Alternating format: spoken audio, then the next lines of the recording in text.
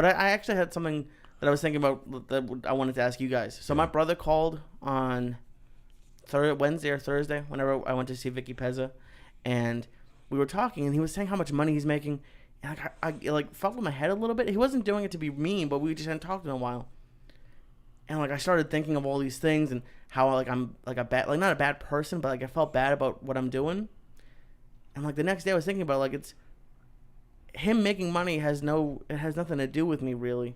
And like I don't like I was trying to think of like get rich quick schemes and like and how to like start making a lot more money, but I was just like it must happen a lot with comics when people are doing better than you and making a lot more money. And how long did it take you to like not freak out about it, like to not get really pissed off and like think I'm gonna go back to robbing people or whatever? I knew from the beginning that all you could do was worry about you.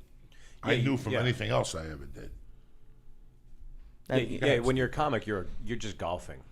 You can't worry. Yeah, he's having a great round.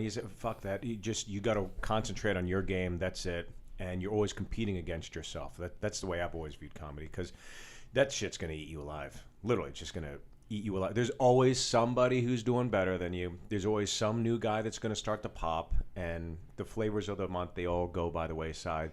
You just gotta keep doing your own thing and keep working your ass off. And hopefully, at the end of the day, when they bury you, they see some dirt underneath your fingernails and go, "Oh, that guy worked his ass off."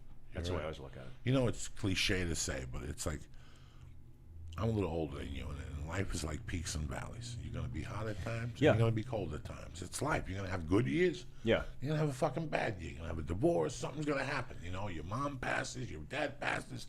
Something happens, and you have peaks and valleys. But you keep going, and I think it's the same way with comedy. When you first came in, I asked you about the show. Sullivan's Son, which you created and sold, and big ups to you. A bad motherfucking move in the world of comedy. Most importantly, you brought your friends in, which meant the world to me. You brought. I would watch the show when I was on the road on a Saturday, and I'd see Owen Benjamin and the Black Dude, and I'd see Ahmed, and I'd see all these guys. And usually comics get a little success and they alienate themselves. Yeah. But the good ones bring family in to have that closeness on the set. Yeah. To watch your back, plus to make it fucking funny, your flavor. Yeah. And that's what you did, so I give you all the grace in the world. But then, you know, in 97, 96, a bunch of comics got shows. Do you remember? Yeah. And it was Margaret Cho, because they all wanted to duplicate Tim Allen. It was Margaret Cho, Greg Giraldo, and Tom Rhodes. Yeah. They threw 3 shows at him. All 3 shows failed. If those comics would have put their heads between their tails and said, well, Tim Allen hasn't disappeared, they wouldn't have been here. Margaret Cho's doing better than ever. Yeah. Tom Rhodes is funnier than fucking ever. Yeah. And Greg Giraldo, rest in peace, before he died, he was one of the top 3 fucking headliners in my world. I agree with you, yeah. So, for some people, they fucking fall wayside. This takes them aside. Oh, I can't deal with it. For others, they fucking scrap off. They get a roast beef sandwich, a salt and pepper, some potato salad, and they get right the fuck back out there. And that's the best way to fucking put it. That's the American way. Yeah. You know, the people that you see that are in therapy and on Zoloft and whatever the fucking pills are, that's because something triggered and they won't let that motherfucker go. Yeah. It's here. We get it. And we sympathize with you, and we understand you went through a rough patch. But there's a whole fucking world out there. Yeah. There's a whole out world out there. And so what? So what? There's a guy that's funny you. Bill Burr's hilarious. Yeah. Fucking Sebastian's fucking hilarious. You're hilarious. If I went home and sat there, I gotta beat number 3. You're missing the whole point of this fucking journey. You gotta be you.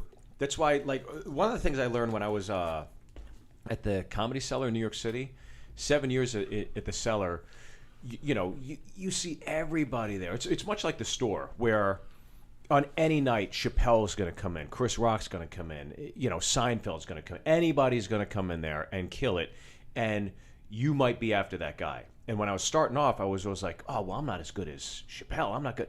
And the thing I realized after the 7 years is the audience doesn't give a fuck. They're done. They're gone. They saw him. Now what the fuck are you going to do? That's all the audience cares about. And I learned that. It took a few years to learn it, because in your head you're thinking, oh, I'm not at that level. Well, of course you're not. But at some point, maybe you will be. But all you can do is your best when you're on there and give them the taste of who you are, your identity, and just go from there. So I agree with you, everything you said. But when you're younger, Like, I remember being 25 and getting a call. I was living in Colorado. I was making about $6,000 a month selling cars. I was taking 6 credits at night, you know.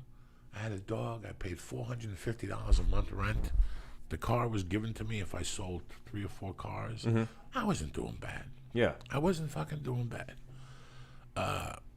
Did I want to Testarossa? Did I want chicks sucking my dick, Steve Byrne? Did I want to go into a bar and pay for everybody's drinks? Did I want to be that guy? I think we all do when you're, you know. And I used to have friends that would call me from Florida and go, hey, man, we threw away $100,000 last night. Like, we lit it on fire last night. Mm-hmm. What do you mean?